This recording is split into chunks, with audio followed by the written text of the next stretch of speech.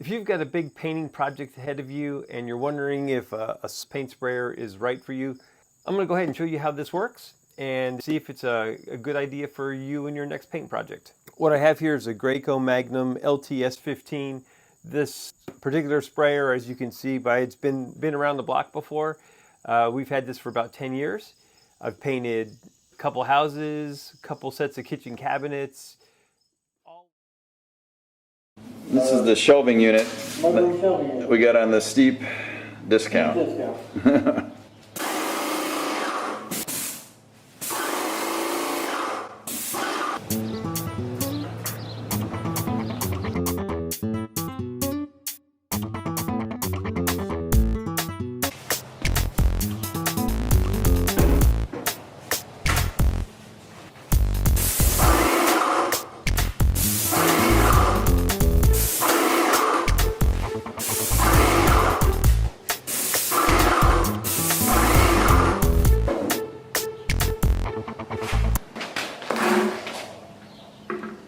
Cool.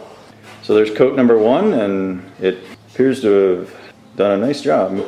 Really pro finish. The results of an airless sprayer are so much better than if you were using a brush or a roller, and it does it really fast.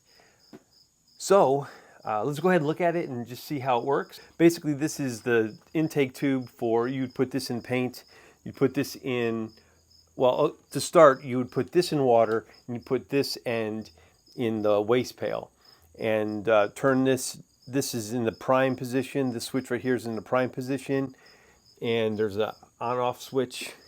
There's an on-off switch right here, and so when you turn it on, it'll start sucking in the water here, and then you'll see the water start to drain out here as it runs through the machine. And so you're basically building a prime for it. Once that prime, let that run for like 30 to 60 seconds. After you've got a good prime going, you take this end and put it into a bucket of paint, and you wait for paint to come out of this drain tube in the waste pail. Once it starts coming out into the waste pail, you know you've got it through the machine. You can then take this lever and turn it to this direction, like so, and that will now pressurize the paint through the hose and to the gun. So it probably takes probably a good 30 minutes to clean up the machine, run it through all its stages to clean it up, and then maybe another 15 minutes to clean up the gun. So it does take some time. It's best used for a bigger project. We'll have a link in the description below if you're looking for something like this. The gun itself has quite a few parts.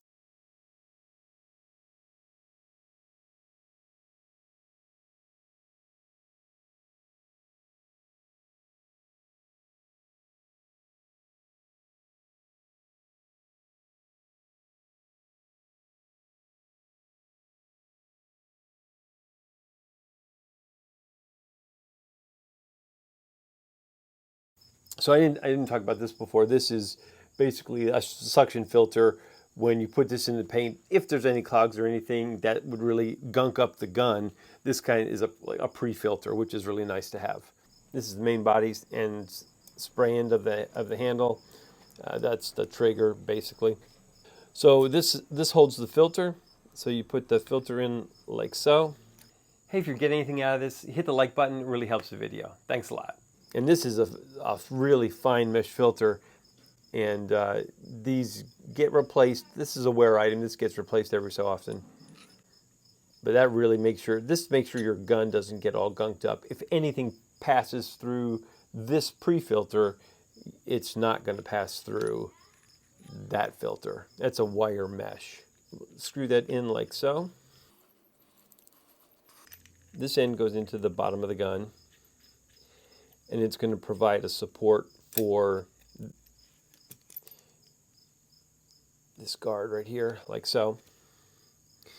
And then this end is going to go, you're going to connect your hose to that end, and that's going to supply the paint to the gun. It's going to be filtered in here. This is what holds, this is your spray head, and this holds your tip.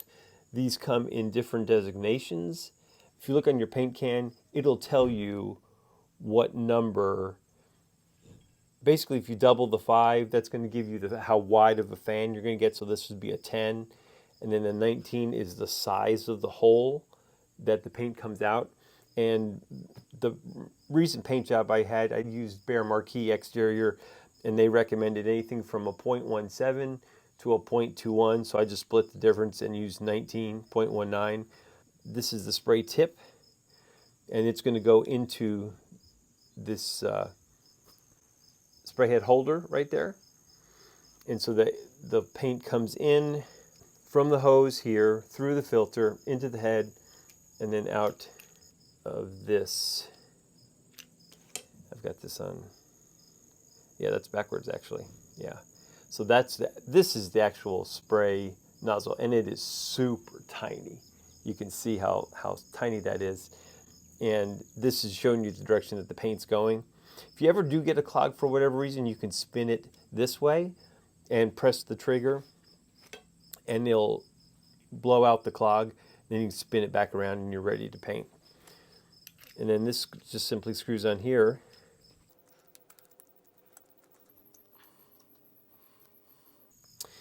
And this is the safety of the gun. You put this down when you're ready to spray. And now that triggers the action of the sprayer. But this is just a good safety in case you don't want to paint where you don't want to paint. If you have a place where you need extra extension, there's this tool here, which you can use this way. And now you've got even more reach. It can be really handy at times. So there's all kinds of other additional products, but these are the basics, just to let you know what you might need. These can be really expensive. I saw the replacement gun, this whole thing was like 170 bucks. Right? These units range all over the place in price, probably from the upper 200s to 600 or so. So it just depends on what you're looking for. There are models very similar to this. Basically, they function in a similar fashion. Every time I've used this, I've saved hundreds, if not thousands of dollars. So yeah, that initial price is a little bit painful, but the money that you're going to save in the long run is immense. So it's really worth it. If you've got a big paint job, it's really worth considering. I hope this gives you just a little bit of a breakdown on how it works. In the next video, you'll see how we actually put this into good use in painting the house. Thanks a lot for watching. We'll see you in the next video. Making the kitchen awful bright, which is exactly what we want. Right, I'm blinded over here. Could have changed the light settings, huh? You're right.